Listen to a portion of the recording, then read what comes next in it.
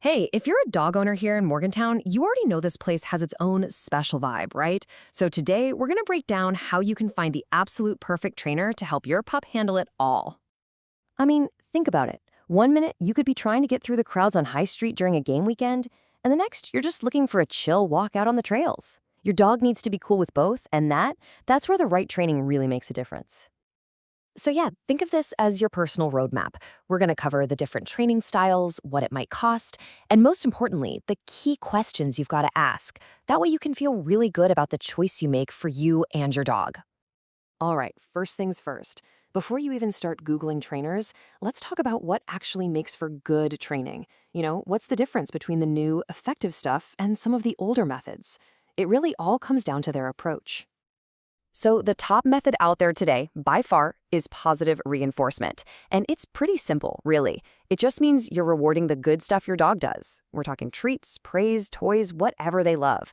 But it's more than just that. It's about building this amazing bond of trust where your dog actually wants to learn.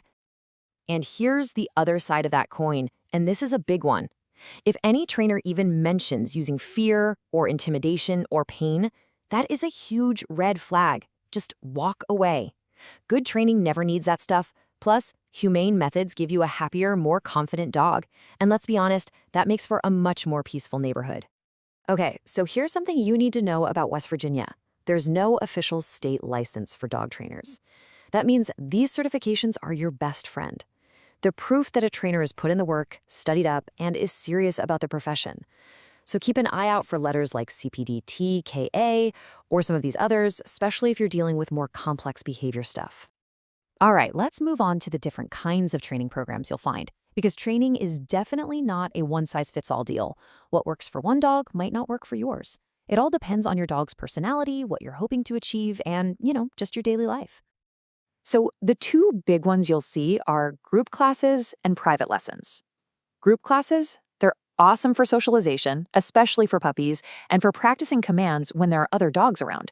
But if you've got specific things you want to work on at home, like say your dog goes nuts when the doorbell rings, that's where private one-on-one lessons are absolutely golden. Now, if you're facing some bigger challenges, there are a couple of other options.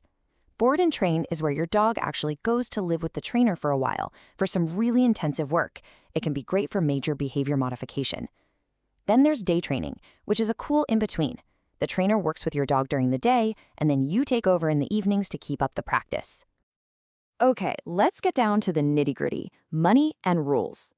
We'll look at what training typically costs here in Morgantown and go over a few of the local laws that every single dog owner should be aware of. So here's a rough breakdown of what you can expect to pay around here. Yeah, there's a pretty big range you'll notice that's usually based on the trainer's experience, the type of program, and whether you're just working on basic puppy manners or something more serious. It's definitely an investment, for sure, but trust me, it's one that pays for itself over and over. And you can see how training ties directly into being a good dog-owning neighbor in Morgantown. I mean, the leash law is a big one, so having a dog that walks nicely is a must. And the barking rule? Good training is your number one tool for that.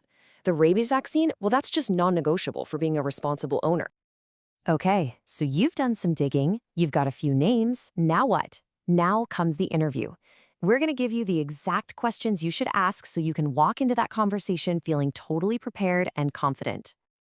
So, what exactly should you be asking before you hire someone?